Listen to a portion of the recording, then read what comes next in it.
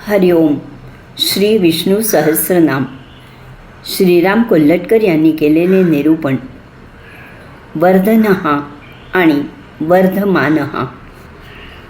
वर्धनः म्हणजे जो सन्नीती, सदाचरण, धर्म, सद्गुण इत्यादी वाढवतो. आणि वर्धमानः म्हणजे प्रपंच रूपाने वा विश्वविस्ताराच्या रूपाने वाढत असतो. Growth is way of life अशी इंग्रजीमध्ये वाक्यरचना आहे. काहीही न करता स्वस्थ बसून देखील आपले वय वाढतच असते. त्यामुळे काहीही न करता वाढणाऱ्या गोष्टीचा इथे आपण विचार करणार नाही आहोत.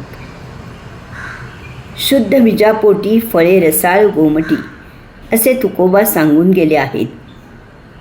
भगवंताकडे जायचे, त्याची ओळख करून घ्यायची, त्या निर्गुण निराकार तत्वाची ओळख करून घ्यायची असेल तर वर्धन या शब्दामध्ये अंतर्भूत असलेले दैवी गुण आपल्यामध्ये हळूहळू का होईना विकसित होणे अपेक्षित आहे.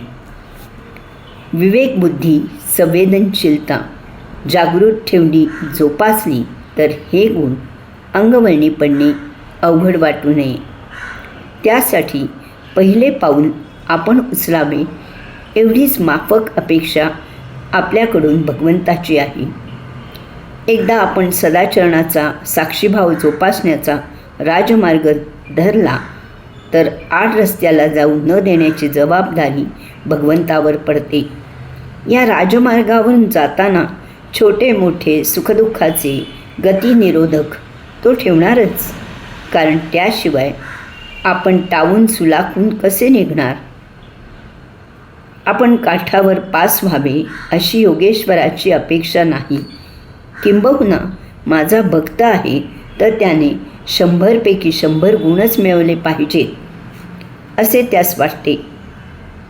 बरे, या राजरस्त्यावर काही ठिकाणी तो विश्रांती स्थळेही आयोजित करतो, जेणेकरून पुढील प्रवासासाठी, साधने, उपासनेसाठी माझा भक्त ताजा तवाना होईल. आपण योग्य मार्गावर आहोत याची त्याला खात्री पटेल.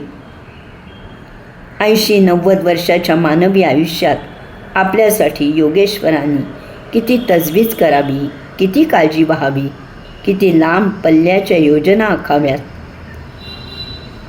हे पाहिले, अनुभवले म्हणजे मन कृतज्ञतेने भरून येते आणि परत तुकोबांच्या शब्दात म्हणावेसे वाटते, जेथे जातो तेथे तू माझा सांगाती, चालविसी हाती धरून या.